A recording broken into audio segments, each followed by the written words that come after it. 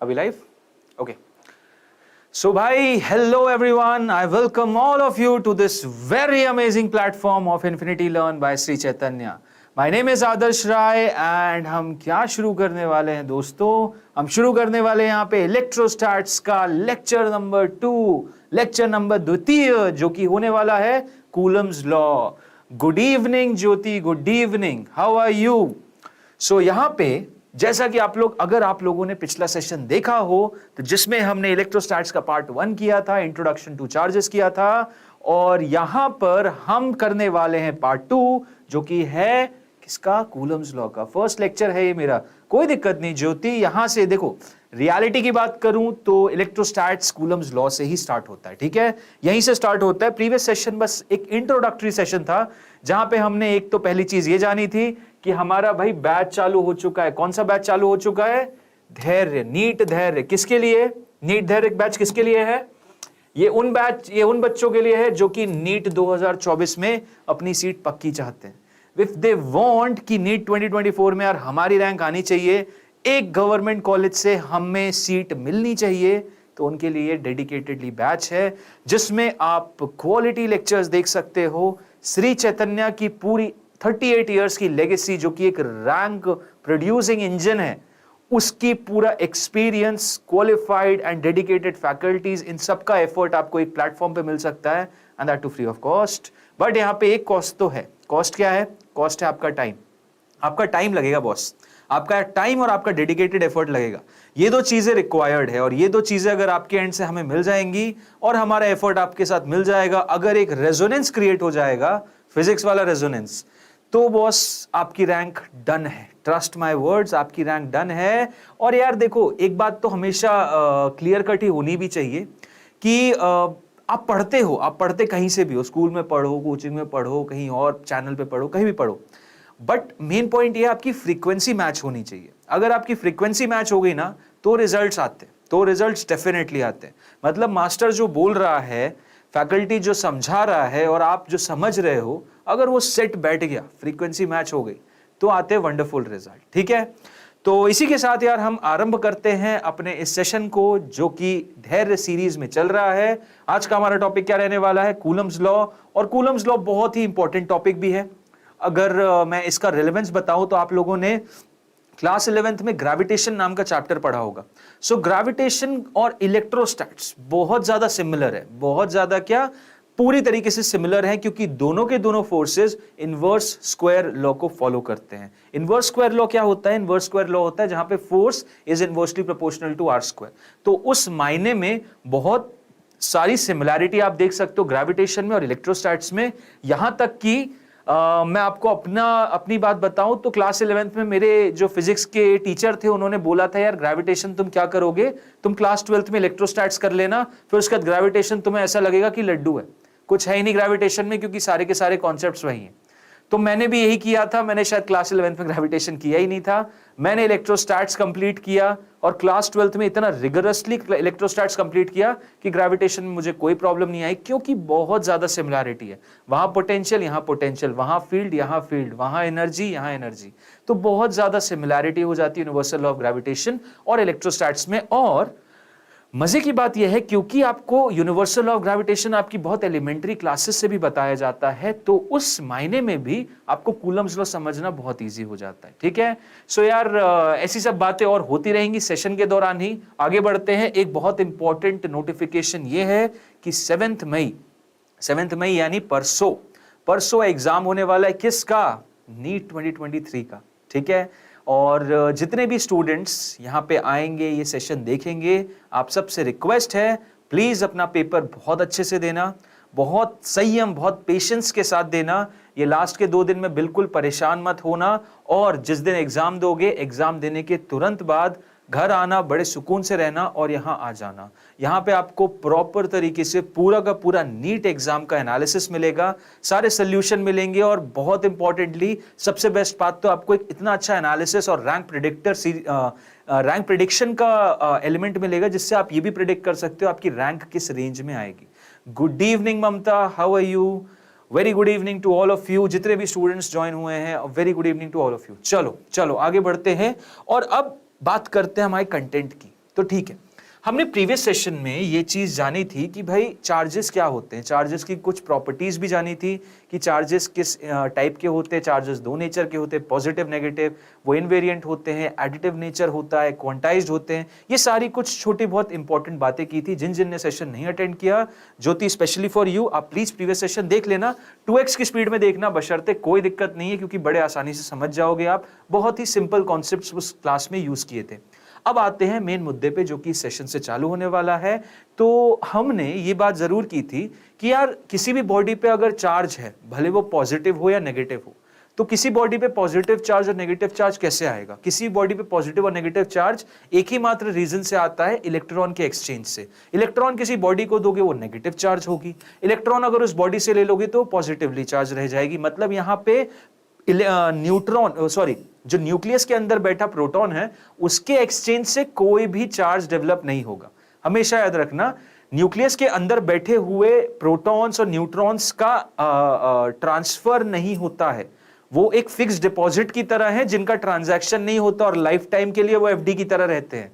ठीक है, चार्जेस जो आपका सेविंग बैंक अकाउंट है वो क्या है, वो इलेक्ट्रॉन्स है, जिसमें तुम ले जाते हो ले आते हो। यूपीआई किसके थ्रू होता है, इलेक्ट्रॉन्स के थ्रू होता है। तो ट्रांजैक्शन किसके थ्रू होंगे, मात्र बस इलेक्ट्रॉन्स के थ्रू होंगे और इलेक्ट्रॉन्स के आदान प्रदान से पॉजिटिव और नेगेटिव चार्ज बनता है। ठीक है Nandini, very good evening to all of you.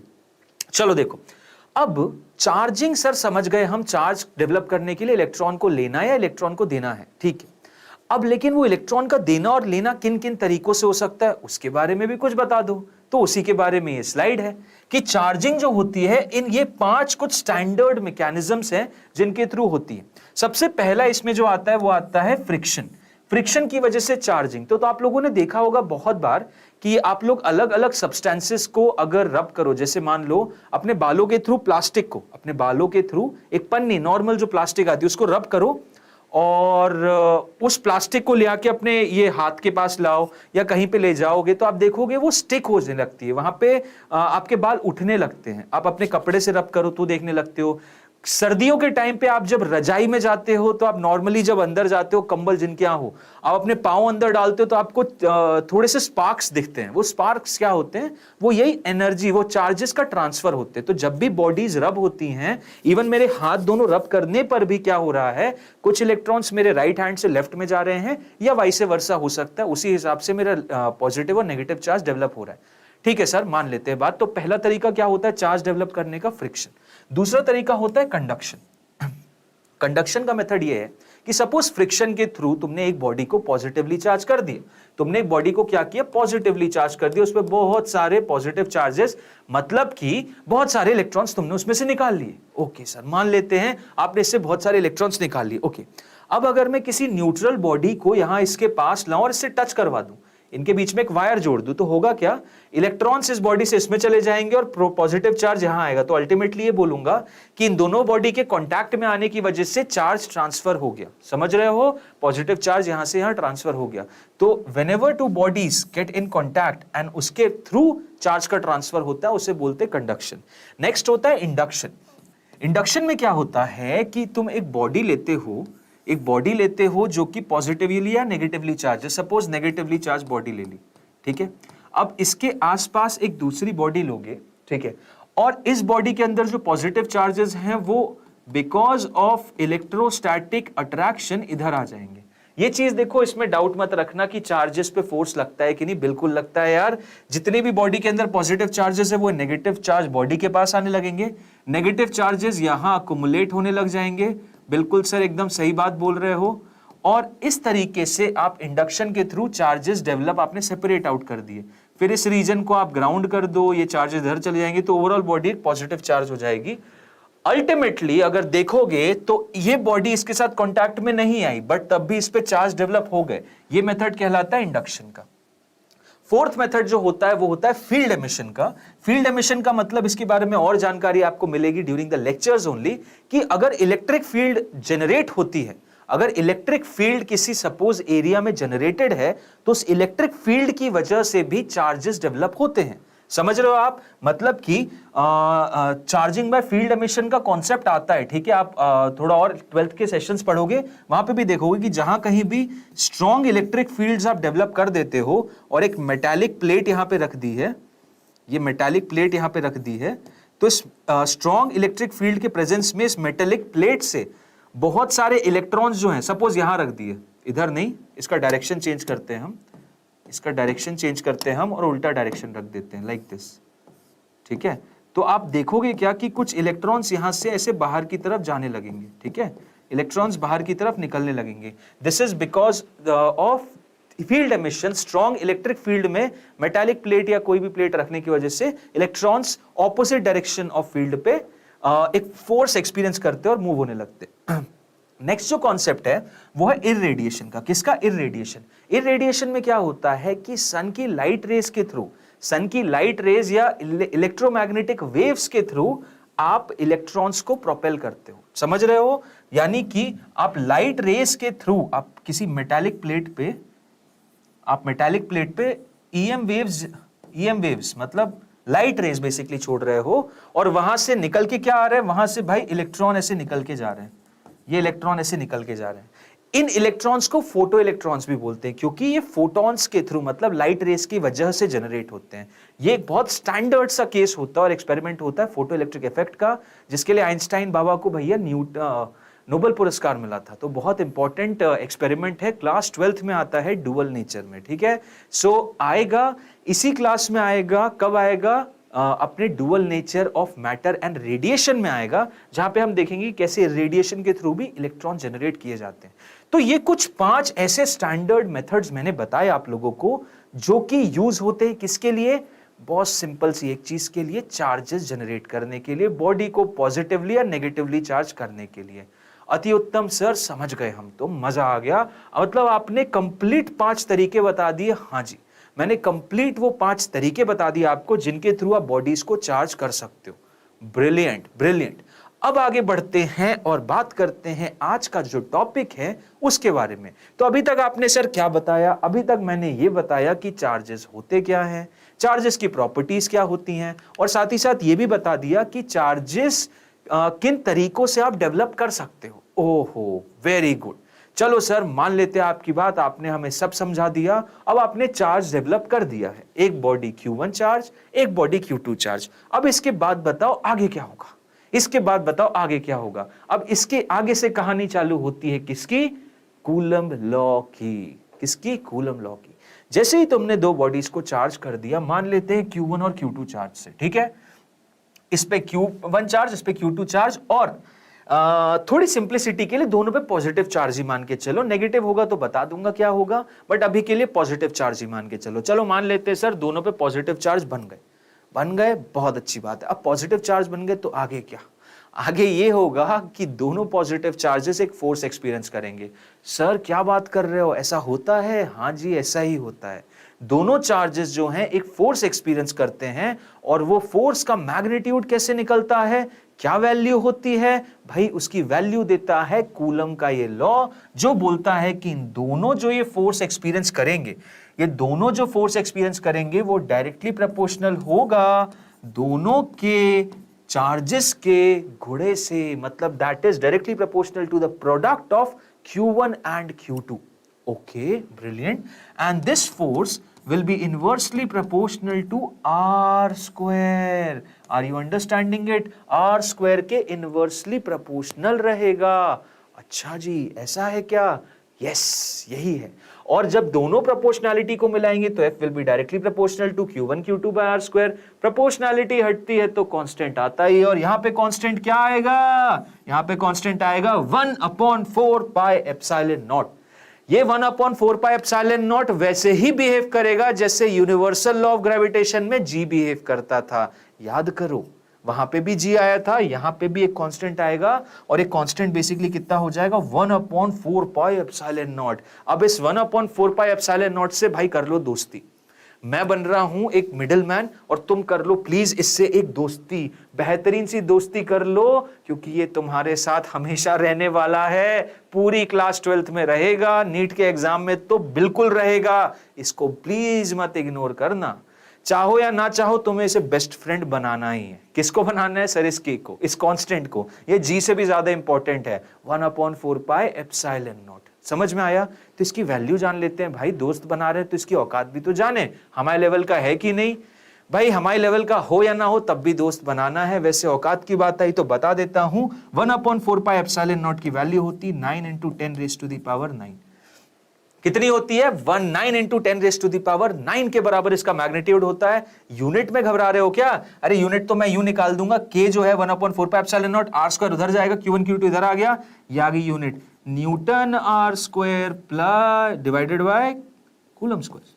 Newton r square, sorry r क्यों बोल रहा हूं, मीटर बोलूंगा ना, आर थोड़ी, newton metre square by coulomb square. Clear? Very good Tiwari ji, very good Jyoti, very good very good, समझ में आ रहा है, बहुत अच्छी बात है। तो देखो जो फोर्स लगता है that is equal to K Q1 Q2 upon r square. Simple सी बात, ये बोलता है कूलम्स लॉ। ओके ठीक है, K की वैल्यू पता चल गई? हाँ जी सर पता चल गई। ओके अभी सर एप्सिलॉन नॉट थोड़ा अटपटा से दिख रहा है, इसके बारे में बताओ। पाई के बारे में तो डाउट रखना मत यार, पाई तो वही होता है 22/7 या 3.14। मेन दिक्कत है एप्सिलॉन नॉट की। एप्सिलॉन नॉट क्या है? एप्सिलॉन नॉट कौन सी नई चीज आ गई? तो एप्सिलॉन नॉट को बोला जाता है परमिटिविटी ऑफ फ्री स्पेस। क्या बोलते हैं? Permittivity of free space. अब ये क्या बला आ गई sir, permittivity of free space? इसका क्या मतलब है भाई? इसका देखो सिंपल सा एक ही मतलब है कि तुम लोगों ने करंट इलेक्ट्रिसिटी पढ़ी है। अब करंट इलेक्ट्रिसिटी, करंट कितना चलेगा कौन डिफाइन करता है? सर वी डिफाइन करता है। हाँ भाई वोल्टेज तो करता है, लेकिन आर भी तो डिफाइन करता है ना। मतलब उस पर्टिकुलर मीडियम कितना रेजिस्टेंस दे रहा है इस पे भी तो डिपेंड करेगा ही करंट कितना चल रहा है। हाँ सर मान लेते हैं, बिल्कुल सही बात। अरे मानना ही पड़ेगा। तो ऐसे कुछ पैरामीटर्स होते हैं मीडियम के, कंडक्टर के, आसपास के सिनेरियो के, जो कि डिफाइन करते हैं कि इन दोनों के बीच में फोर्सेस कैसे रहेंगे। और वही चीज ये क्योंकि जिस मीडियम में रखे हुए हैं उस मीडियम की कोई प्रॉपर्टी होगी जो कि डिफाइन करेगी कि इन पे फोर्सेस कितने लग रहे हैं, और उस मीडियम की वही प्रॉपर्टी है permittivity of free space. Clear है? ये फ्री स्पेस में रखे हैं ना, यहाँ हवा है ना पानी है ना एयर है ना कुछ है, यहां कुछ नहीं है, ये फ्री स्पेस है। फ्री स्पेस मतलब वैक्यूम है। क्लियर है? ये क्या है? वैक्यूम है। तो वैक्यूम में 1/4 पाई एप्सिलॉन नॉट कितना हो जाता है? K Q1 Q2 by r square. अच्छा यार बहुत अच्छी बात है। तो 1/4 pi epsilon naught, 1/4 pi epsilon naught ये जो है इसकी वैल्यू 9 × 10⁻⁹ के बराबर है। क्या बात है सर, बहुत अच्छी बात। तो क्या बस एप्सिलॉन नॉट की वैल्यू बता सकते हो सर? प्लीज बता सकते हो? बिल्कुल बता दूंगा, बिल्कुल बता दूंगा। कैलकुलेट नहीं करूंगा, तुम कर लेना यार। 4 पाई को उधर ले आओ, एप्सिलॉन नॉट को उधर ले आओ, बाकी सबको इधर ले आओ, वैल्यू निकालोगे तो इसकी भी वैल्यू याद रख लो यार, इंपॉर्टेंट है। 8.85 × 10⁻⁻12। 8.85 × 10⁻⁻12। यूनिट में मत घबराना, यूनिट तो ऑन द स्पॉट निकालेंगे, ऑन द स्पॉट निकालेंगे। मेन मुद्दे इस मैग्नीट्यूड की है, ठीक है? तो 1/4 पाई एप्सिलॉन नॉट का मैग्नीट्यूड कभी नहीं बोलेंगे और एप्सिलॉन नॉट का मैग्नीट्यूड भी कभी नहीं बोलेंगे। ब्रिलियंट सर, बहुत अच्छी बात है, एक नंबर। चलो आगे बढ़ते हैं और कुछ फीचर जानते हैं कूलम लॉ के बारे में। तो जैसा ग्रेविटेशनल लॉ था कि कूलम लॉ जो है वो भी बस पॉइंट चार्जेस के लिए वैलिड है। किसके लिए वैलिड है? बस पॉइंट चार्जेस के लिए वैलिड है। न्यूटन्स लॉ ऑफ ग्रेविटेशन भी तो पॉइंट चार्जेस के लिए वैलिड था। हाँ जी सर, लेकिन सर हम तो उसे बड़ी बड़ी बॉडीज के लिए भी करते थे। हमारे टीचर ने तो उसे बड़ी बड़ी बॉडीज के लिए भी करवाया है, तो बिल्कुल करवाएगा, बिल्कुल मैं भी करवाऊंगा सिमेट्री के थ्रू और कैलकुलस के माध्यम से इसको बड़ी बड़ी बॉडीज के लिए भी प्रूफ कराएंगे, टेंशन मत लेना। लेकिन रियलिटी क्या है कि वो पॉइंट चार्जेस के लिए ही लगता है, दोनों, न्यूटन्स लॉ ऑफ ग्रेविटेशन भी और कूलम लॉ भी। ओके बढ़िया। कूलम लॉ जो है वो लॉन्ग रेंज फोर्स है। कैसे बोल दिया भैया आपने? अरे सिंपल सी चीज है, F is equal to K Q1 Q2 by r square होता है। तो ये वैल्यू जीरो कब होगी? जब ये इंफिनिटी हो जाएगा, क्योंकि एनीथिंग अपॉन इंफिनिटी जीरो है। तो आर की वैल्यू इंफिनिटी मतलब समझते हो, जब दोनों चार्जेस बहुत ज्यादा दूर हो, दोनों चार्जेस इतने ज्यादा दूर हो, तो इसीलिए इसको बोलते हैं कि कूलम लॉ जो लगता है वो लॉन्ग रेंज फोर्सेस के लिए ही लगता है। ओके कूलम लॉ जो है या कूलम फोर्स जो है हमेशा न्यूटन का तीसरा लॉ फॉलो करता है। इसका क्या मतलब है सर? इसका मतलब भाई देख सिंपल सा है, इसने इस पे फोर्स लगाया, इसने इस पे फोर्स लगाया, और दोनों जो फोर्स लगाएंगे इक्वल और ऑपोजिट लगाएंगे। सपोज इसको धक्का दे रहा है उधर, तो ये इसको धक्का देगा इधर। क्लियर बात? ये इसको धक्का दे रहा है उधर, तो वो इसको धक्का देगा इधर, बिल्कुल, और इक्वल एंड ऑपोजिट लगाएगा। मतलब F21 की वैल्यू F12 के बराबर होगी मैग्नीट्यूड में। ठीक है, अच्छा फोर्सेस लगते कैसे हैं?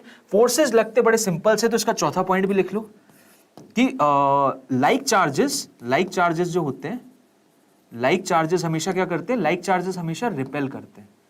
लाइक चार्जेस हमेशा रिपेल करते हैं, और अनलाइक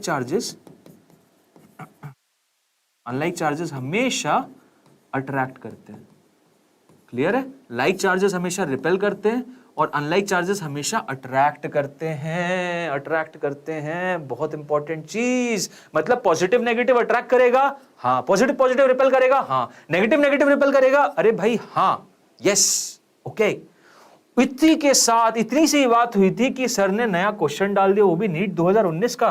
क्या हम इतने सक्षम हैं? बिल्कुल यार, बिल्कुल हो सक्षम।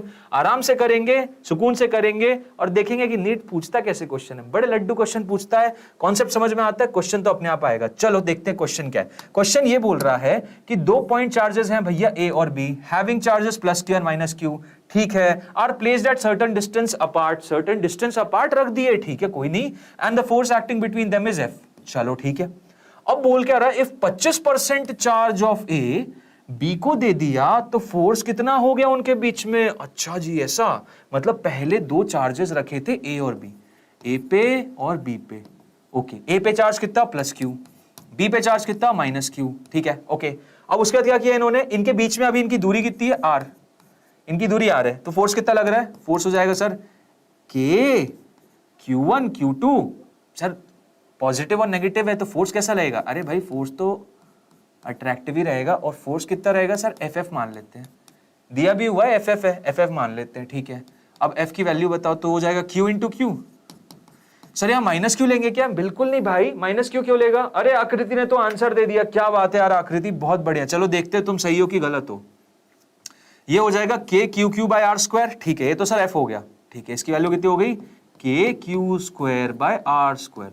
अब दूसरे सेटअप में क्या हुआ, तो दूसरा सेटअप यहां बनाऊंगा, ए बी वहीं के वहीं है, इसका 25% इसको मिल गया, इसका 25% किसको मिल गया? इसको मिल गया। तो भाई ये गरीब कितना रह गया? इसका 25 इसको मिल जाएगा, तो सर कितना रह जाएगा? 20% ऑफ चार्ज,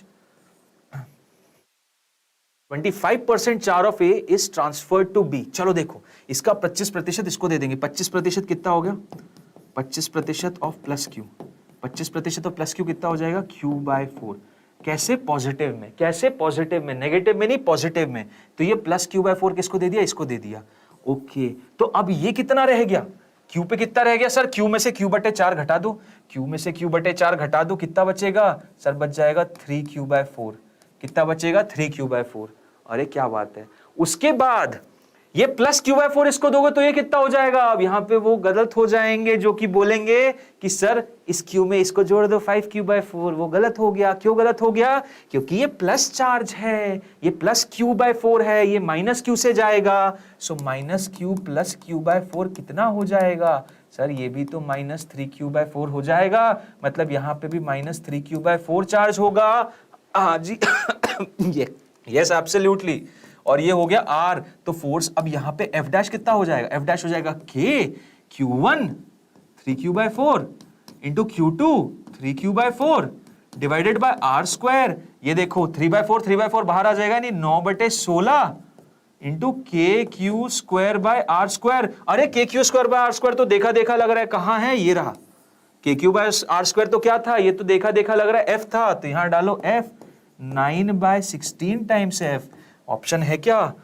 बेहतरीन बेहतरीन, बहुत उम्दा यार, बहुत उम्दा तिवारी जी और आकृति जी, एक नंबर, मजा आ गया। ये रहा आपका ऑप्शन नंबर है, बहुत बढ़िया, वेरी गुड वेरी गुड। आप लोगों ने मेरे से पहले आंसर दे दिया, क्या बात है यार। ये दिखाता है मतलब तुम लोग तो सेट हो यार, एकदम बढ़िया हो। तो नीट का सवाल सॉल्व कर दिया यार तुम लोगों ने। 2019 का +4 तो यही ले गए, क्लियर है कि नहीं? देख लो, कूलम लॉ पे बेस था। यहां पे गलती बस होने की चांस ये थी कि कुछ लोगों ने ये 1/4 को इससे जोड़ के इसको 5Q/4 कर दिया था और वहां गलत हो जाता आंसर। ठीक है, क्लियर है? सबको समझ आया कि नहीं? शिव कुमार, सबको समझ आया? ओके, बताओ यार समझ आया कि नहीं? Thumbs up thumbs down, thumbs up thumbs down. आगे बढ़ते हैं, आगे बढ़ते हैं और नेक्स्ट टॉपिक को जानते हैं, Coulomb's law in vector form. Coulomb's law in vector form, ठीक है, क्लियर? भाई यार ये तो नहीं यार, चीटिंग है यार, तुम लोग तो कुछ बताते ही नहीं यार, इतना शर्मा रहे हो। ओपी सर, अरे बेहतरीन, अब आई नहीं एनर्जी मेरे अंदर, अब आएगी एनर्जी। चलो देखो, Coulomb's law in vector form समझते हैं। Coulomb's law in vector form क्या बोलता है? तो सिंपल सी चीज ये बोलता है भाई, फोर्स जो है, फोर्स एक वेक्टर क्वांटिटी है, मानते हो कि नहीं? हाँ, फोर्स एक वेक्टर क्वांटिटी मानते हैं सर, तो फोर्स एक वेक्टर क्वांटिटी है तो वेक्टर के तरीके से बताओ ना। अब वेक्टर क्वांटिटी को वेक्टर के तरीके से कैसे बताते हैं? तो भाई वेक्टर क्वांटिटी को बताने का तरीका यह होता है कि मैग्नीट्यूड बता दो और साथ ही साथ डायरेक्शन भी बता दो। मतलब बाएं जा रहा है, दाएं जा रहा है, ऊपर नीचे आगे पीछे, जहां जा रहा है सिंपल बता दो तो वो हो जाता है वेक्टर फॉर्म में बताना। ठीक है, तो वेक्टर फॉर्म में बताना मतलब सर इसका मैग्नीट्यूड भी बताना है और साथ ही साथ डायरेक्शन भी बताना है। ओके, मैग्नीट्यूड के बारे में तो हमने डिस्कशन कर लिया, अब आओ डायरेक्शन के बारे में भी डिस्कशन कर लेते हैं। तो डायरेक्शन क्या होगा यार? यहां पे Q1 है, यहां पे Q2 है। Q1 और Q2 मान लेते हैं कि दोनों पॉजिटिव चार्ज है, मान लेते हैं दोनों पॉजिटिव चार्ज है, तो दोनों पे फोर्स कहां लग रहा होगा भाई? इस पे यहां लग रहा होगा, इस पे यहां लग रहा होगा। ओके, इसको मैं बोल देता हूं force on one because of two, इसको बोल देता हूं force on two because of one. समझ में आया? कुछ कुछ किताबों में तुम क्या देखोगे और कुछ कुछ लेक्चर्स में तुम क्या देखोगे, इस F12 को ऐसे समझा जाता है F12 को डिफाइन ऐसे किया जाता है force on two because of one, two पे फोर्स वन की वजह से। लेकिन हम वैसे नहीं समझ रहे, हम F12 को क्या समझ रहे हैं? F12 का मतलब है force on one because of two, हम ये समझ रहे हैं force on one because of two, ऐसे इसको force on two because of one. ठीक है, ओके, समझ गए सर, समझ गए। मैग्नीट्यूड की बात करनी है क्या? अरे भाई बच्चे को अब तो पता है मैग्नीट्यूड जो होगा दोनों ही वेक्टर का वो तो बराबर ही होगा और कितना हो जाएगा? Q1 Q2 डिवाइडेड बाय दोनों के बीच की दूरी का होल स्क्वायर। अच्छा, दोनों के बीच की दूरी कैसे डिफाइन करना है सर? दोनों के बीच की दूरी को डिफाइन करने का देखो दो तरीके। पहला तरीका तो ये, इसका पोजीशन वेक्टर पता है, हाँ जी सर R1 वेक्टर। इसका पोजीशन वेक्टर पता है, हाँ जी सर R2 वेक्टर। तो एक पोजीशन वेक्टर डिफाइन कर दो, ये वाला पोजीशन वेक्टर क्या हो जाएगा? ये वाला पोजीशन वेक्टर होगा position of one with respect to two, और position of one with respect to two कैसे दिखाते हैं? वो हो जाता है sir R1 vector minus R2 vector. ये पढ़ा है ना, 11वीं कक्षा में पढ़ा है, पढ़ाई होगा यार। R2 R1 विद ये रिलेटिव पोजीशन वेक्टर होता है, position of one with respect to two, मतलब एक की पोजीशन मेरी फ्रेम से। R12 का मतलब मैं दो पे बैठ गया हूं, दो पे बैठा हूं, इसकी पोजीशन देख रहा हूं, तो मैंने देखा वहां पे लाई कर रहा है, तो ये देखो एरो इस तरीके से जा रहा है। समझ गए? ये होता है एनालिसिस। तो R12 का डायरेक्शन कैसा है? R12 का डायरेक्शन ये है। अब किसी तरीके से R12 का डायरेक्शन इसमें ठूसो, किसी तरीके से R12 का डायरेक्शन इसमें ठूसो, और दूसरी चीज क्या करो कि मैग्नीट्यूड जो निकाला था ना यहां पे R12 का होल स्क्वायर, ये तो हो गया मेरा मैग्नीट्यूड की बात। ये हो गई क्या मेरी? ये मेरी हो गई मैग्नीट्यूड की बात। अब दूसरी चीज मुद्दे की बात क्या है? यहां पे डायरेक्शन ठूसना है। डायरेक्शन कैसे ठूसेंगे? चलो F12 में डायरेक्शन ठूस के दिखाता हूं। F12 में तुम्हें डायरेक्शन ठूस के दिखाता हूं। मैग्नीट्यूड तो एज इट इज लिखेंगे Q1 Q2 बाय R12 के मैग्नीट्यूड का होल स्क्वायर। अब डायरेक्शन ठूसना है, तो सर देखो डायरेक्शन क्या है? R12 इधर, F12 इधर, तो क्यों ना मैं R12 का यूनिट वेक्टर यहां मल्टीप्लाई कर दूं, तो मजा नहीं आ जाएगा? क्योंकि R12 का यूनिट वेक्टर तो बस डायरेक्शन देता है। तो यहां लिख दिया R12 के ऊपर ये टोपा, ये आ गया मेरा यूनिट वेक्टर ऑफ R12। हो गया तुम्हारा वेक्टर फॉर्म कंप्लीट। क्या बात है सर। अब इसी को थोड़ा और सुंदर फॉर्म में कैसे लिखते हैं? इस यूनिट वेक्टर को क्या लिख देते हैं? Q1 Q2 divided by R12 magnitude whole square into unit vector का क्या होता है formulation? R12 vector divided by R12 magnitude. Simple, ये हो गया। ऐसे ही निकालते ना यूनिट वेक्टर, ऐसे ही तो निकालते यूनिट वेक्टर। तो इसी तरीके से यूनिट वेक्टर निकाल दिया, यहां लिख दिया देखो R12 का होल स्क्वायर, या R12 का होल स्क्वायर इससे मल्टीप्लाई होगा, तो फाइनली कैसा होगा? फाइनली आ जाएगा F12 का vector will be equal to Q1 Q2 divided by R12 के मैग्नीट्यूड का whole cube into R12 vector. ये भी एक तरीका है जो कि एनसीईआरटी में लिखा हुआ है और काफी किताबों में लिखा रहता है, लेकिन परेशान नहीं होना। यस्सु बुद्धा क्या नाम है भाई तुम्हारा? हाय ब्रो, हाय। ठीक है, सो ये भी एक तरीका होता है जिस तरीके से लिखा रहता है, बट हमने दोनों तरीके देख लिए, तो हमें कोई भी कभी भी कंफ्यूज नहीं कर सकता। ठीक है ना, हमें दोनों पता है, यूनिट वेक्टर के फॉर्म में, इस फॉर्म में भी। अच्छा, क्या तुम F21 भी बता सकते हो क्या? अरे यार बिल्कुल बता दूंगा। F21 में सिंपल सी चीज क्या होगी कि मैग्नीट्यूड तो वही रहेगा, K1 Q2 अपॉन R12 ही डिफाइन किया ना, तो वही उसका होल स्क्वायर, और negative of R12 unit vector. Negative क्यों भाई? क्योंकि F21 इधर लग रहा है, R12 इधर डिफाइन किया है।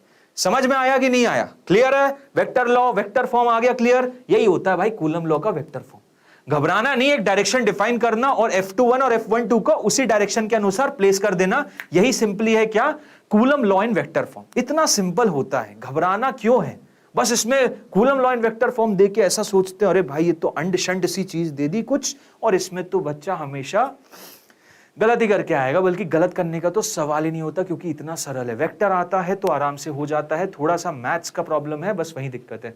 समराइज कर दीजिए सर ये स्लाइड, सर प्लीज। अभी करता हूं ज्योति। देखो क्या है सिंपल सी चीज कि किसी भी चीज को वेक्टर फॉर्म में लिखने का मतलब, कूलम लॉ को वेक्टर फॉर्म में लिखने का मतलब जो फोर्स निकल के आ रहा है ना कूलम लॉ में, उसको वेक्टोरिकली ऐड लिखना है। वेक्टोरिकली लिखने का अर्थात ये है कि भाई उसका मैग्नीट्यूड तुम्हें पता था, बस डायरेक्शन भी बता दो। मैं सिंपल सी चीज चाह रहा हूं, मुझे डायरेक्शन बता दो। तो कोई नहीं आओ डायरेक्शन की ही लड़ाई में लड़ते हैं। दो चार्जेस दे दिए स्पेस में कहीं पे, इस कार्टेशियन प्लेन पे दोनों चार्जेस की पोजीशन दे दी, r1 वेक्टर और r2 वेक्टर। ठीक है, मान लिया। r1 वेक्टर पोजीशन कैसे दिखाते हैं? r1 वेक्टर पोजीशन दिखाई जाती है इस तरीके से, यहां से ऐसे बनाओगे, ये हो गया r1 वेक्टर की पोजीशन। r2 वेक्टर की पोजीशन कहां दिखाएंगे? ये। और किसके रेफरेंस में दिखाते हैं बॉस? ओरिजिन के रेफरेंस में ही हमेशा दिखाते हैं। ठीक है सर, समझ गए। अब r1 वेक्टर r2 वेक्टर दिखा दिया। अब प्रॉब्लम ये है मैग्नीट्यूड तो पता है, इसमें डायरेक्शन कैसे ठूसूं? डायरेक्शन कैसे ठूसूं? मतलब कि यार देखो, अगर मेरे हिसाब से यहां पे चल रहा हो तो मैं बोलता कि यार ज्योति नॉर्थ पे चले जाओ, या नॉर्थ से 30 डिग्री एंगल ईस्ट की तरफ चले जाना, तो समझ में आ जाता। लेकिन ऐसा तो कुछ हो नहीं रहा, ये अपनी अलग ही दुनिया में जा रहा है, अलग ही इसने कार्टेशियन प्लेन बनाया है और इसने मुझे r1 और r2 वेक्टर दे दिए। तो मैंने वहां पे एक नया वेक्टर डिफाइन किया, और वो वेक्टर कौन सा है? ये वाला R1 विथ रिस्पेक्ट टू 2। इसका मतलब दो पे जाके ज्योति बैठो, दो पे बैठो और Q1 को देखो कहां जा रहा है, उधर जा रहा है, तो वेक्टर का डायरेक्शन कैसा? ऐसा होगा। और R12 कैसे पता करते हैं? R1 vector minus R2 vector. इसको बनाने से एक फायदा ये हो गया कि मेरे पास एक स्टैंडर्ड डायरेक्शन हो गया, मतलब वो नॉर्थ साउथ ईस्ट वेस्ट वाला एक डायरेक्शन मैंने डिफाइन कर दिया। अब इसको डिफाइन करने से फायदा क्या है कि भाई मेरा जो F12 और F21 है इसी के लाइन के अलोंग लग रहे हैं, मतलब F12 का डायरेक्शन तो इसके डायरेक्शन में है और F21 इसके जस्ट ऑपोजिट में है, तो उससे मैं आराम से इसी मैग्नीट्यूड में डायरेक्शन इन्फ्यूज कर सकता हूं। और कैसे करते हैं डायरेक्शन इन्फ्यूज? किसी को डायरेक्शन कैसे दिया जाता है? जैसे ही तुम मेरे डायरेक्शन का यूनिट वेक्टर, मैं सीधे जा रहा हूं, मान लो तुम्हें भी इसी डायरेक्शन में जाना है, ठीक है, तो तुम क्या करोगे? मेरे डायरेक्शन का यूनिट वेक्टर अपने से चिपका लोगे, तो तुम भी उसी डायरेक्शन में चले जाओगे। डायरेक्शन का किसी भी वेक्टर का यूनिट वेक्टर उठा के इसमें डाल दोगे तो डायरेक्शन मिलता है। यूनिट वेक्टर बस डायरेक्शन रहता है, उसमें मैग्नीट्यूड नहीं रहता। तो वही किया मैंने, इसका यूनिट वेक्टर इससे मल्टीप्लाई कर दिया और ये आ गया मेरा वेक्टर। समझ गए? क्लियर है? तो ये यूनिट वेक्टर से इसको डायरेक्शन मिल गया। क्या मिल गया? कि भाई जिस डायरेक्शन में r12 चल रहा था उसी में F12 है। ऐसा है क्या? r12 इधर था, F12, अरे हाँ भाई वही।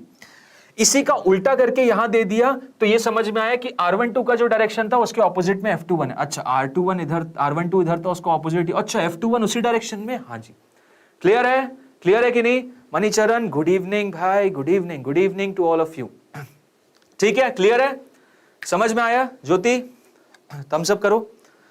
तो ये हो गया मेरा पूरा entirely Coulomb's law in vector form. Okay, चलो आगे बढ़ते हैं। अब बात करते हैं कुछ बहुत इंपॉर्टेंट चीजों की, कि जैसा कि मैंने तुम्हें बताया एप्सिलॉन नॉट क्या है। Epsilon not basically permittivity of free space कहलाती है। फ्री स्पेस मतलब वैक्यूम। फ्री स्पेस मतलब वैक्यूम।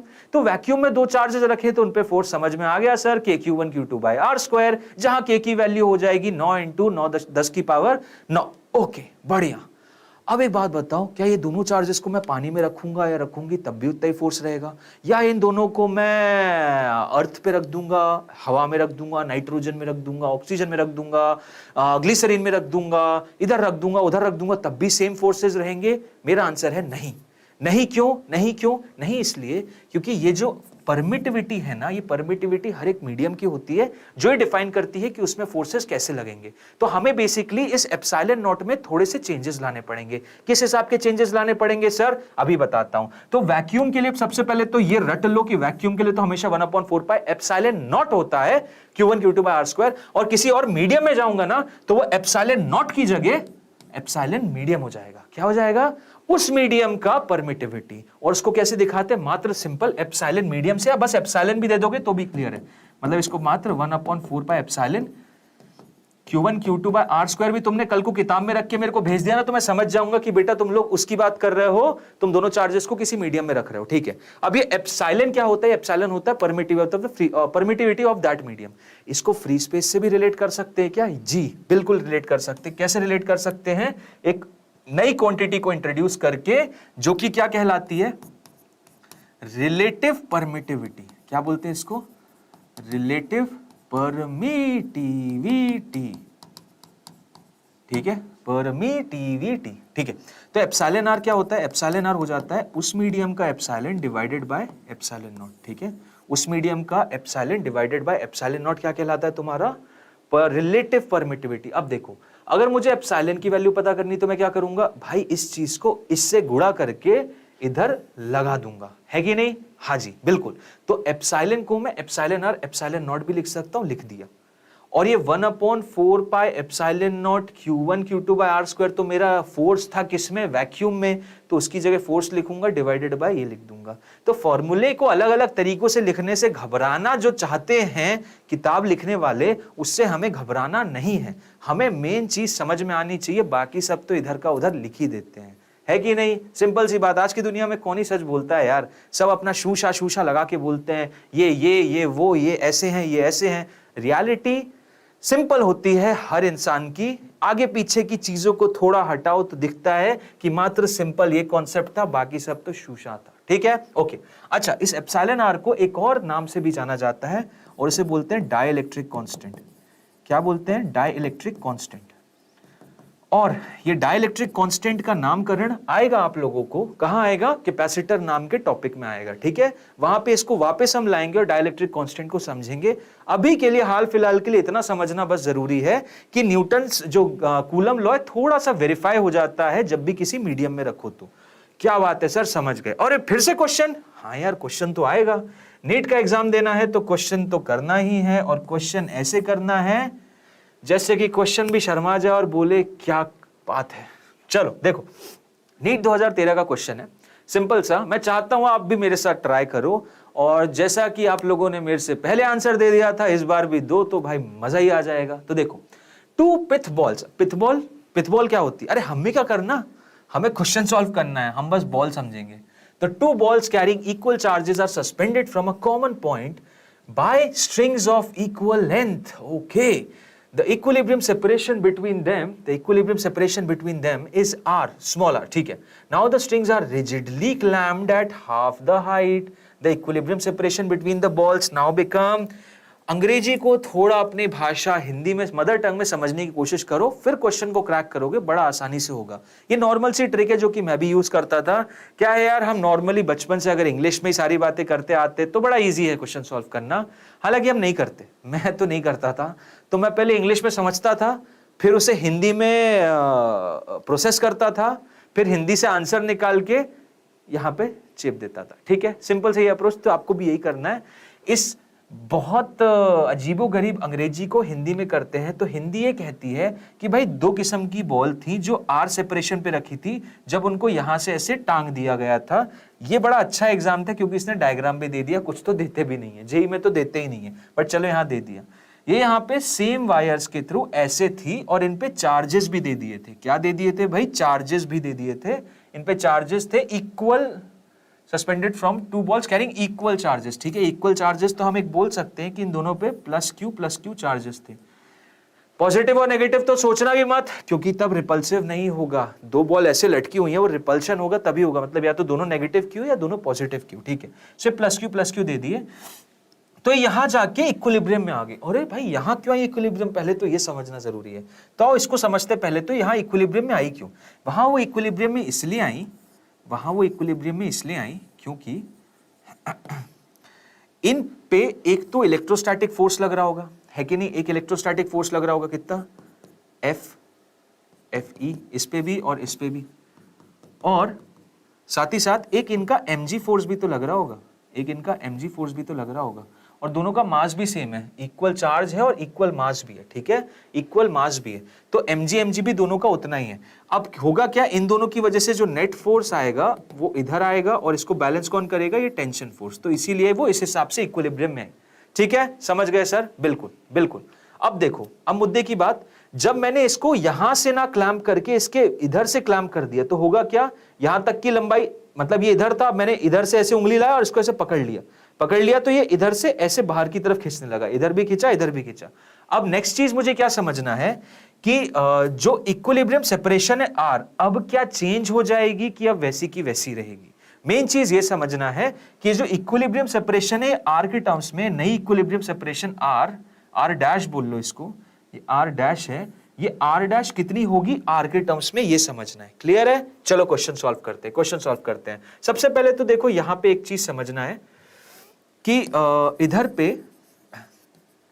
पे जो एंगल था वो कितना था। तो देखो यहां पे सपोज कर लेते हैं एंगल थीटा था। क्लियर है? यहां पे एंगल थीटा था, तो ये जो कंपोनेंट हो जाएगा टेंशन का, ये कितना होगा, ये थीटा, तो ये वाला एंगल थीटा, तो ये कंपोनेंट कितना हो जाएगा, टी कॉस थीटा, ये हो जाएगा टी साइन थीटा। क्लियर है? So t sine theta t cos theta कितना हो गया, देखो भाई आ जाओ, टी साइन थीटा हो जाएगा मेरा इलेक्ट्रोस्टैटिक फोर्स। क्लियर है कि नहीं? टी साइन थीटा मेरा कितना हो जाएगा, इलेक्ट्रोस्टैटिक फोर्स, और इसी से मेरा काम भी बन जाएगा। समझ रहे हो बात को? इससे मेरा काम बन जाएगा क्या? नहीं, इससे मेरा काम नहीं बनेगा। टी कॉस थीटा कितना हो जाएगा, टी कॉस थीटा mg के बराबर। मतलब ये वाला कंपोनेंट इसको बैलेंस कर रहा है, ये वाला इसको बैलेंस कर रहा है, दोनों को जरा डिवाइड करना, तो टी से टी कैंसिल हो जाएगा। tan थीटा की वैल्यू कितनी आ गई, tan थीटा की वैल्यू आ गई sir FE divided by mg। ओहो क्या बात है सर, बहुत बढ़िया यार, बहुत बढ़िया। tan थीटा निकाल दिया आपने, तो tan थीटा निकाल दिया अपन ने। यस अक्षय बताओ आंसर आया क्या? आंसर आया इसका किसी का? Stay away only one student. Yes you are the first student over here, congratulations. Uh okay चलो देखते हैं, लेट्स सी ए आंसर है क्या। सो tan थीटा की वैल्यू आ गई FE अपॉन mg। फटाफट यार जितने भी लोग आ रहे हो आंसर देने का ट्राई करो, कोई इसमें शर्म की बात नहीं है। आओ देखते हैं, गलती हो गए उससे ज्यादा क्या होगा भाई, गलत से बुरा क्या हो सकता है, गलती हो सकती है, उससे ज्यादा कुछ होगा नहीं बुरा। तो tan थीटा की वैल्यू आ गई FE अपॉन mg। ओके अब FE की जगह वैल्यू रखो, FE की वैल्यू कितनी हो जाएगी। तो जब इस सिचुएशन में थे सर, तो FE तो मेरा, FE जो मेरा था वो तो हो जाता K Q1 Q2 divided bye इन दोनों के बीच का whole square, K Q1 Q2 by यानी K Q square by R square. इसको यहां रख दो, तो tan थीटा की वैल्यू कितनी आ रही है, tan theta will turn out to be k Q square by r square into mg। अच्छा एक और चीज मैं यहां लिखना चाह रहा हूं, एक और चीज मैं यहां बताना चाह रहा हूं, क्या कि अगर तुमने इस एंगल को थीटा माना, जो कि माना है, तो tan थीटा कितना हो जाएगा सर, tan थीटा तो ये जो डिस्टेंस है इस राइट एंगल ट्रायंगल में, ये परपेंडिकुलर अपॉन बेस यानी r बाई 2 बाई वाई, तो वो लिखो ना यार यहाँ पे, वो लिखो ना यहाँ पे, tan थीटा हो जाएगा r by 2 divided by y is equal to के Q square upon r square into mg। Okay okay बढ़िया, बहुत बढ़िया। आगे भी कुछ लिखना है क्या? नहीं, जरूरत नहीं है। क्यों जरूरत नहीं है बताता हूं। अच्छा नहीं, एक और चीज बस कर सकते हो, एक और चीज बस कर सकते हो, इस आर स्क्वायर को यहां ले आओ। क्या ले आओ? इस आर स्क्वायर को यहां ले आओ, तो ये हो जाएगा are cube by 2y is equal to के क्यू स्क्वायर अपॉन mg। ठीक है, इतना बस लिख लिया, बहुत है। अब इसको छोड़ दो, अब इसको छोड़ दो, यहां तक इसको छोड़ दो, ठीक है। कोई नहीं महेश्वरी जी, कोई दिक्कत नहीं, देर से आए पर दुरुस्त आए। सर टाइम तो स्टेबल कर दो, टाइम में कंफ्यूज होते हैं यार। महेश्वरी जी बिल्कुल, आज हमें भी समझ में आया कि टाइम में थोड़ा कंफ्यूजन तो हो रहा है आप लोगों को। एक टाइम पे 2 लाइव सेशंस भी जा रहे हैं, टेंशन मत लो, जल्द ही इसका निवारण होगा। मैं जल्द क्या बोल रहा हूँ, कल से निवारण हो जाएगा, ठीक है। तो आपका टाइम एकदम सेटल्ड और स्टेबल हो जाएगा, don't you worry about that, ठीक है। सो जितना भी हो चुका है लेक्चर उसका प्लीज रिकॉर्डिंग देख लेना। अभी फटाफट आ जाओ जरा, यहाँ पे सॉल्व कर रहे हो। तो यहाँ पे देखो मैंने क्या किया, r cube upon 2y is equal to के क्यू स्क्वायर अपॉन mg कर दिया, ठीक है। अब देखो ये सिचुएशन किसकी हुई, ये सिचुएशन हुई मात्र केस 1 की। देख रहे हो, बस केस 1 अभी एनालाइज किया है, अभी केस 2 पे चल रहे हैं, तो केस 2 पे चलते हैं। अब केस 2 में क्या हो रहा है, केस 2 में ये हुआ हिसाब, केस 2 में ये हुआ हिसाब, यहाँ पे 2 चार्जेस हैं, ये यहाँ से क्लैंप था, ये यहाँ से क्लैंप था, ये डिस्टेंस मेरा y/2 था, और ये डिस्टेंस मेरा कितना हो गया y/2, क्योंकि उसने बोला आधे पे आप क्लैंप कर दिया। और ये नया डिस्टेंस कितना है, ये नया डिस्टेंस r डैश है, ये नया डिस्टेंस r डैश है, तो ये डिस्टेंस कितना हो जाएगा, r'/2 हो जाएगा। ओके सर ठीक है। अब यहाँ पे वापस क्या लिखोगे, थीटा डैश, नया एंगल होगा ना, हाँ जी नया एंगल होगा। फोर्स क्या होगा यहाँ पे, वही वापस mg रहेगा। जो यहाँ पे इलेक्ट्रोस्टैटिक फोर्स होगा वो चेंज हो जाएगा, क्योंकि दूरियां चेंज हो गई, टेंशन रहेगा, नया टेंशन रहेगा, तो वापस टी डैश का कंपोनेंट एक इधर आएगा, एक इधर आएगा। ये टी डैश का कंपोनेंट कितना हो जाएगा, ये थीटा, तो ये theta dash sir, so T dash cos of theta dash. Okay, ये वाला component sir T dash sign of theta dash. Okay sir ठीक है, समझ रहे हो, मैं इनको अलग कलर से भी लिख रहा हूं। अब ये वाला जो फोर्स है वो इसको बैलेंस करेगा और ये वाले फोर्स को कौन बैलेंस करेगा, ये बैलेंस करेगा। ठीक है जी सर, बिल्कुल। आओ इसको जरा लिखते हैं, इसको लिखते हैं।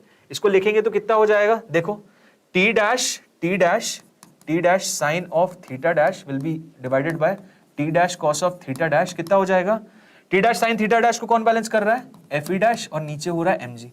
ठीक है ना, समझ आ रहा है ना, समझ में आना चाहिए सबको, सबको आकृति में आंसर दे दिया। चलो बढ़िया यार, आंसर दे रहे हो, बहुत अच्छी बात है। देखो टी डैश कैंसिल, ये क्या आ गया, tan theta dash is equal to F E dash upon m जी। और एफ ई डैश यहां पे कितना होगा सर, एफ ई डैश कितना होगा, इस पे क्यू चार्ज, इस पे क्यू चार्ज, दोनों के बीच की दूरी आर डैश, तो एफ ई डैश हो जाएगा के क्यू1 क्यू2 यानी q square divided by r dash का होल स्क्वायर। ओहो, इसको यहां डालो, यहां डालोगे तो कितना हो जाएगा, के Q square by r dash का होल स्क्वायर इनटू एम जी। और tan थीटा डैश कितना होगा, तो ये ट्रायंगल देख सकते हो क्या तुम लोग, क्या तुम लोगों को भी ये ट्रायंगल दिख रहा है, ये ट्रायंगल ये वाला, तो इसमें जरा tan थीटा डैश देखो क्या है, ये थीटा है, ये थीटा डैश है, tan थीटा डैश हो जाएगा perpendicular divided by base, perpendicular कितना, r डैश बाय 2, तो इसकी जगह कितना आ गया, r dash by 2, r dash by 2, r dash by 2 divided by y by 2 is equal to के Q square upon r dash whole square mg। लंबा नहीं जा रहा, सेम अप्रोच है, जो हमने वहां पे यूज की वही सेम अप्रोच यहां पे भी यूज कर रहे हैं। वहां पे भी tan थीटा से निकाला, यहां पे भी tan थीटा से निकाला, और देखो फटाफट r डैश और r के बीच में रिलेशन भी बताऊंगा। देखो अब क्या करना है, इस r डैश को वापस यहां ले जाओ और इसको यहां ले जाओ, जो सिंपल यहां किया था ना r क्यूब अपॉन 2 बाय, वही यहां पे भी करेंगे। तो यहां पे भी r dash cube by 2y, इसको पूरा वहां ले जाओ और ये 2y को भी वहां ले जाओ। तो यहां से देखो r क्यूब की जो वैल्यू आएगी उसको वहां ठूसूंगा। ठीक है, तो ऐसे क्या वैल्यू आ रही है, r dash whole cube divided by, ये 2 से ये 2 कैंसिल, ये y उधर चला जाएगा, चलो y अभी रहने दो यहीं पे, इज इक्वल टू के Q square by M g. ठीक है, अब ये y उधर ले जाओ, ये y क्या करो, उधर ले जाओ, ये y को क्या करो, ये y को उधर ले जाओ, तो कितना हो गया, ये हो जाएगा r डैश का whole cube is equal to के Q square y by M G. यहां से ये आ गया, यहां से ये आ गया, हाँ जी सर बिल्कुल आ गया, यहां से आ गया, और यहां से क्या आएगा, R cube by 2 is equal to, इसको इधर ले जाओ, तो यहां क्या आ जाएगा, are cube by 2 is equal to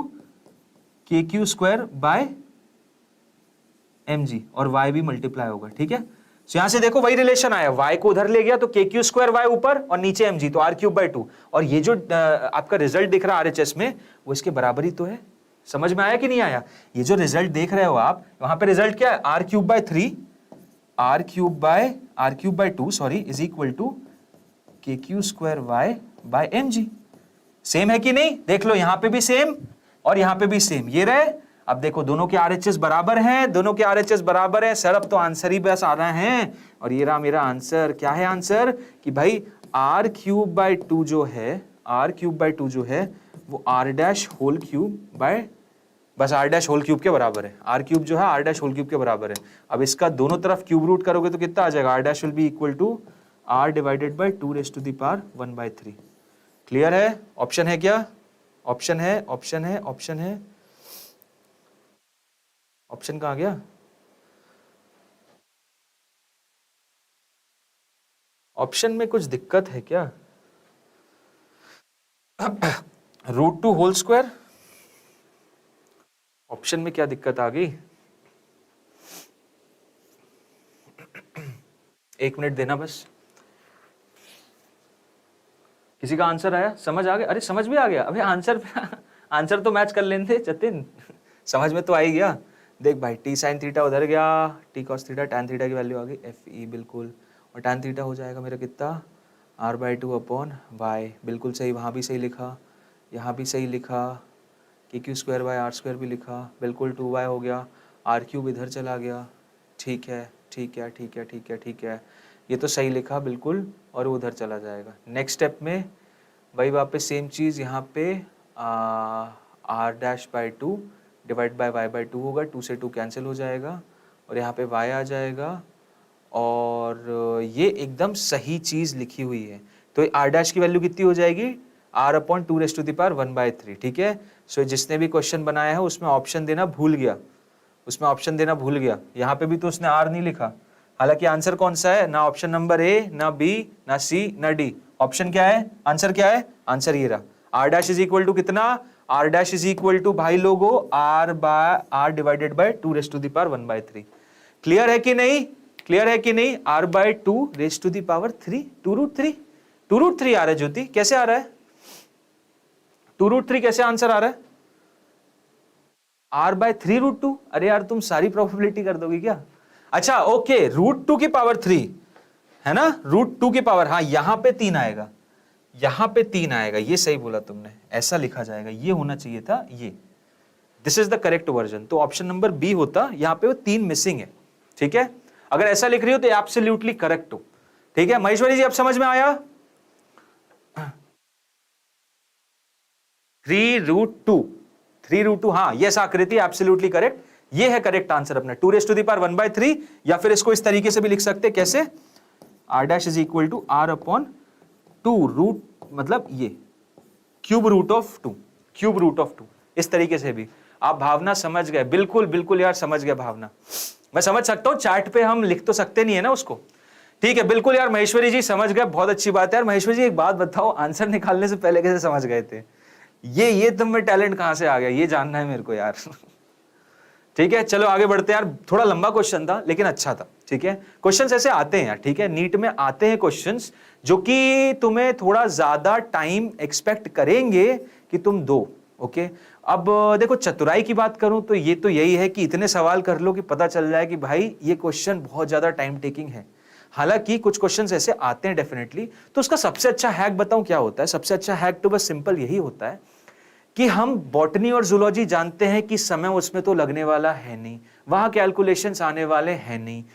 upon chemistry की भी बात करें तो ऑर्गेनिक इनऑर्गेनिक में सवाल जवाब ही होंगे, कोई कैलकुलेशन नहीं होगा, थोड़ा बहुत होगा फिजिकल में, तो कैलकुलेशन कहां फंसेगा, फिजिक्स में। और फिजिक्स के भी गिनती के 5 से 6 सवाल में फिजिक्स में फंसेगा। तो 3 घंटे के एग्जाम में क्यों ना मैं दो बल्कि ज्यादा बोल दिया मैंने, तो आप बल्कि 1.5-2 घंटे में ही बायोलॉजी बॉटनी मतलब बायोलॉजी और केमिस्ट्री खत्म कर दो, और 1.25 घंटा समथिंग रखो किसके लिए भाई, मात्र फिजिक्स के लिए।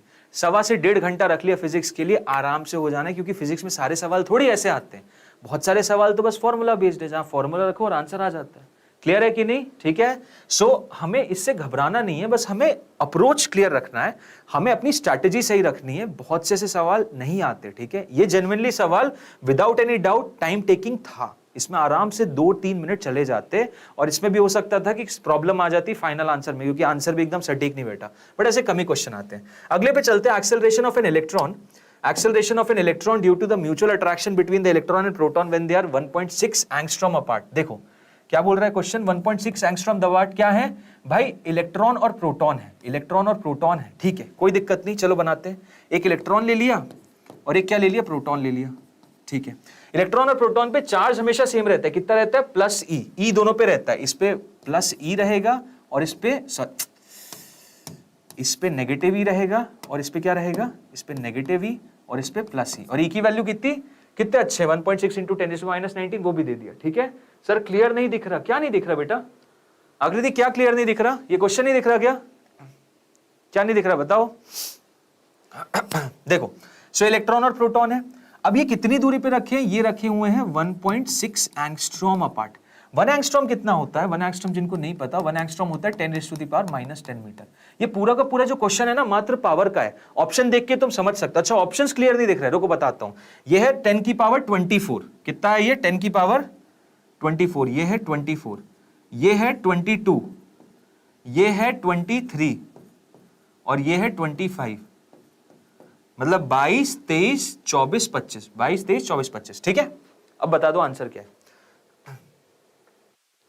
अब देखो सिंपल सी चीज, दो पॉजिटिव चार्ज रखे, हमें ये बताना है कि इन दोनों के बीच में जो अट्रैक्टिव फोर्स लगेगा, और अट्रैक्टिव ही लगना चाहिए क्योंकि ऑपोजिट है, तो उसकी वजह से इसका जो एक्सेलरेशन होगा वो कितना होगा, इसका एक्सेलरेशन कितना होगा, तो बताते हैं सर एक्सेलरेशन हो जाएगा दोनों पे जो फोर्स लग रहा है divided by mass of electron. Okay बढ़िया, दोनों पे फोर्स कितना लग रहा है, दोनों पे फोर्स लग रहा होगा सर Q1 Q2 और Q1 Q2 क्या है, E और E है, ओके, डिवाइडेड बाय दोनों के बीच का square R square divided by mass of electron, okay. तो एक्सेलरेशन कितना आ गया सर, K की वैल्यू होती है 9 इंटू 10⁻⁹, बढ़िया। E की वैल्यू कितनी, E की वैल्यू दे रखी है सर, इतने अच्छे लोग हैं, इन्होंने हमें E की वैल्यू भी दे दी 1.6 इंटू 10⁻⁻19 का होल स्क्वायर, क्योंकि E इंटू E है, डिवाइडेड बाय R कितना दिया सर, R दे दिया 1.6 एंगस्ट्रॉम, यानी 1.6 इंटू 10⁻⁻10 मीटर का होल स्क्वायर। और मास ऑफ इलेक्ट्रॉन कितना दिया, मास ऑफ इलेक्ट्रॉन दिया सर, ये भी दे दिया, हालांकि ये याद रखना, मास ऑफ इलेक्ट्रॉन प्लीज कभी भूलना नहीं। क्या बात है आकृति यार, बहुत सही यार, बहुत सही, ठीक है। मास ऑफ इलेक्ट्रॉन कितना, 9 इंटू 10⁻⁻31, ओके, याद रखना, हमेशा मास ऑफ इलेक्ट्रॉन याद रखना, भूलना नहीं, ओके, ठीक है। अब देखो क्या कैंसिल हो रहा है सर, देखो मजे की बात, 1.6 स्क्वायर से कैंसिल, 9 से कैंसिल, जैसा कि मैंने बोला था पूरा का पूरा क्वेश्चन पावर की खेलपत है, ठीक है। अब देखो बस पावर का जोड़ भाग लगाना है और आंसर निकाल देना है कि नहीं, हाँ जी सर, बिल्कुल बिल्कुल। अब देखो होगा क्या, ये 9 इस -38 से इन्वॉल्व होगा, ठीक है, ये 9 -38 से इन्वॉल्व होगा, ठीक है। सो 9 -38 तो पावर लिखते जाओ बस, 10⁻9, यहां आ जाएगा -38, फिर इसकी पावर ऊपर चली जाएगी तो 10⁻20, और इसकी पावर ऊपर चली जाएगी तो 10⁻31। अब बस एडिशन और सब्ट्रैक्शन करना है। 31 इंटू 9 होता है कितना, 40, 40 प्लस 20 होता है कितना, 40 प्लस 20 होता है 60, 60 में से 38 जाएगा, कितना बचेगा 22। तो क्या सी आंसर है, यस यार जतिन यार, एक पावर से रह गया भाई, मुझे भी ऑप्शन नहीं देगा, हाँ एक पावर से रह गया भाई तू, 10⁻23 नहीं, कितना 10⁻22 is the correct answer my brother, ये हो जाएगा 10⁻22। यार ऐसी सिली मिस्टेक मत करना यार जतिन, देखो आंसर दे, कितना अपने हाथों में था ये आंसर, ये +4 नंबर अपने हाथों में थे, बस थोड़ी सी दिक्कत, थोड़ी सी जल्दबाजी में ये 4 नंबर तो जाते, साथ ही साथ एक नेगेटिव भी ले आते, तो नुकसान कितने का हो जाता, सोचो जरा, नुकसान कितने का हो जाता, 5 नंबर का।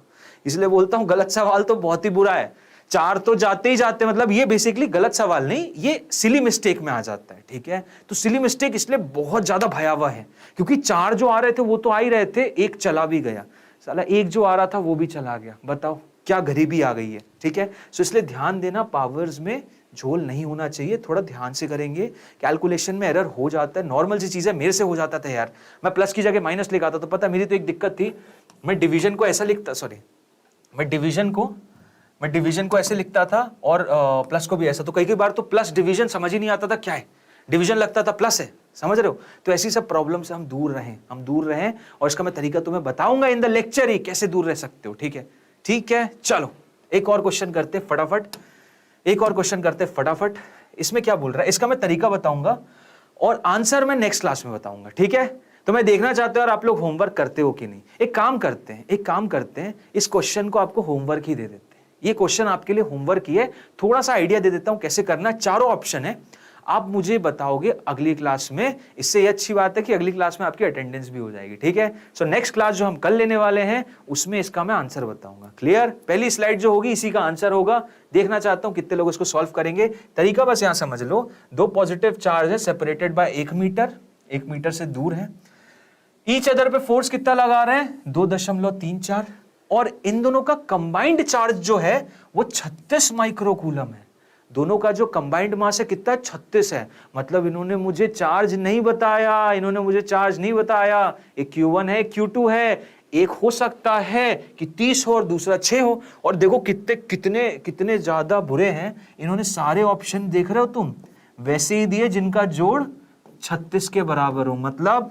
30 6 भी 36, 18 18 भी 36, 26 10 भी 36, 23 13 भी 36। तो तुम मुझे बताओ कि ये चार्जेस किस पैटर्न में होने चाहिए।